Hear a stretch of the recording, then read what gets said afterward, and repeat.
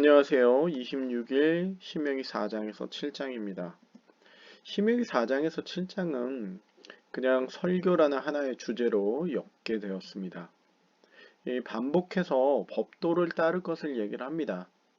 이 모세가 이제 들어가지 못하게 되고 이스라엘 백성들은 가나안 땅에 들어가야 되는 상황이다 보니까 이 모세로서는 일종의 설교라 쓰고 잔소리라고 말할 수 있을 이야기를 합니다. 잔소리에는 모두 애정이 들어가 있죠. 그러니 그들이 잘 되기를 바라면서 법도를 따를 것을 계속해서 말하는 것이죠. 또한 그들이 법도를 따르지 않게 될 때 어떻게 될지에 대한 경고도 계속해서 이야기를 합니다. 또한 가나안 땅에 조금 특별한 게 4장에서 7장에서 보면 가나안 땅에 들어가게 될 때 어떻게 해야 될지에 대한 이야기를 조금 집중적으로 하고 있다라는 것입니다. 이러한 이야기들 가운데 몇 가지 특장점만 이야기해보면 이 자녀에게 가르쳐야 될 법도에 대해서 이야기하는 분량이 좀 있다는 겁니다. 이 법도를 너희만 따를 게 아니라 너희의 자녀들에게도 이 법도를 알려주어야 되고 그들이 따르도록 해주어야 된다. 이것을 계속해서 강조하고 있다는 것이죠. 또 하나는 이 포로 회복 후에 회복에 대한 메시지가 잠깐 나온다는 겁니다. 우리가 어제 과거, 현재, 미래 이렇게 3단계로 나눠서 얘기를 했지만 그래도 그거는 전체적으로 큰 틀 안에서 그렇다는 것이지 그 안에선 계속돼서 반복들이 과거, 현재, 미래가 반복되어 나올 수가 있는데 어찌 보면 포로 회복에 대한 메시지는 미래에 관련된 이야기이기도 하죠. 너희들이 법도를 제대로 지키지 못했을 때 하나님으로부터 심판을 받게 될 것이지만 그래도 하나님은 회복하게 하실 것이다 라는 일종의 미래적인 메시지도 들어가 있다라는 것이죠.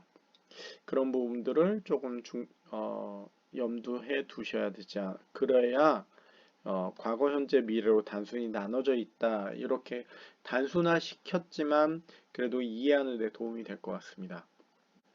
이제 마지막으로 가나안 땅 그리고 진멸, 가나안 땅의 이제 진멸에 대한 이야기를 다뤄야 되는데 이 가나안 땅에 들어가서 이제 그들의 거주민에 대한 진멸을 이야기를 하는데 이것들은 거의 우상 숭배의 경고 문맥에서 이야기되고 있다는 것이죠.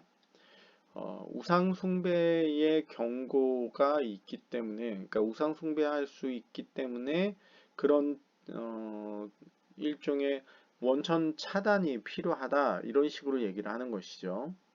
그리고 이들이 진멸당하는 이유는 죄로 인한 심판을 하나님이 참아오셨기 때문에 그들에게 이러한 진멸을 하신다라는 것이에요.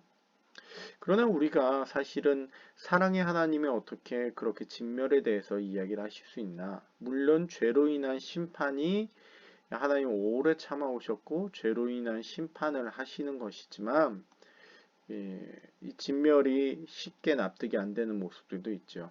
죄로 인한 심판이라는 것은 결국에 이 죄에 대한 결과로서 받게 되는 것이죠. 그렇기 때문에 이거에 대해서는 절대자의 손에 넘어간 것이고 이거에 대해서 어떻게 할 수가 없는 거죠.